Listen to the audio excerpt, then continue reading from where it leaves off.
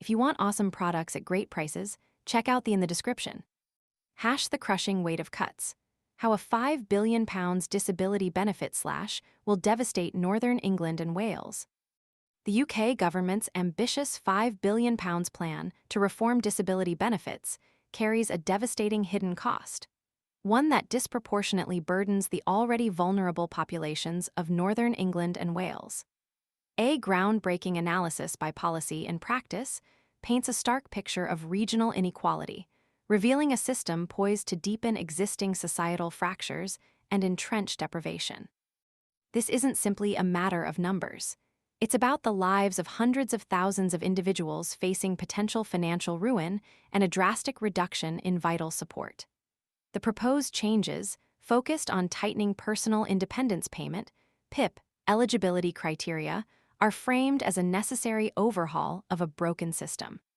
However, Policy and Practice's meticulous research exposes a stark reality. These cuts are far from equitable, operating as a blunt instrument that inflicts significantly greater damage on specific regions. The disparity is staggering. The analysis reveals that the Northeast, Northwest, and Wales will bear the brunt of this financial onslaught. These regions will experience not merely a higher percentage of affected individuals, but a dramatically amplified economic impact, a staggering 3 times greater than the impact felt in London and the Southeast. The sheer scale of human suffering is equally alarming. These regions will see twice the number of affected residents compared to their southern counterparts. Let's examine the raw data. In the Northeast alone, nearly 170,000 people, a significant 6.2% of the population, will be affected, resulting in a crippling £400 million loss to the regional economy.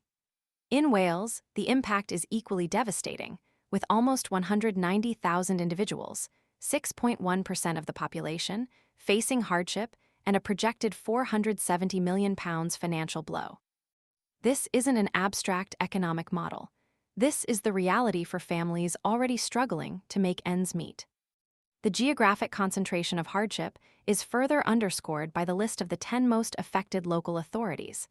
9 of these are located within the Northeast, Northwest, and Wales, a stark demonstration of the deeply uneven distribution of the cuts' impact.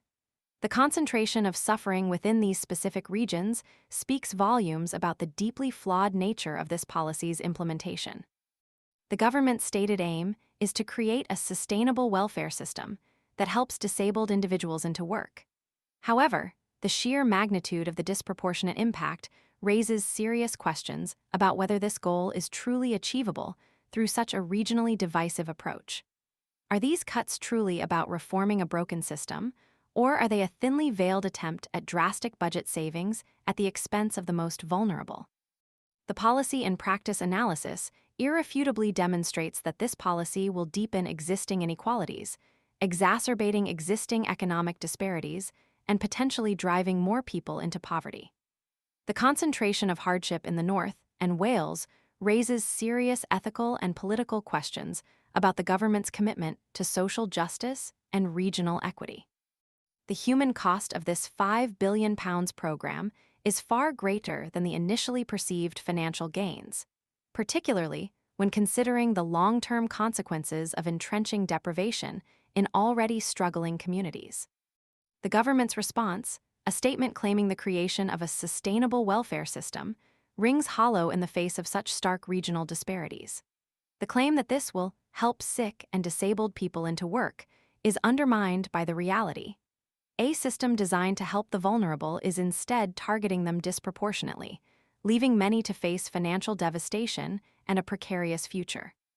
The stark reality presented by Policy and Practice demands immediate attention.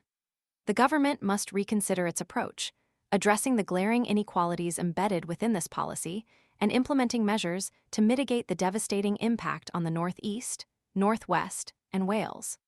Ignoring these findings would be a profound act of negligence, a blatant disregard for the well-being of hundreds of thousands of individuals and the future of entire communities.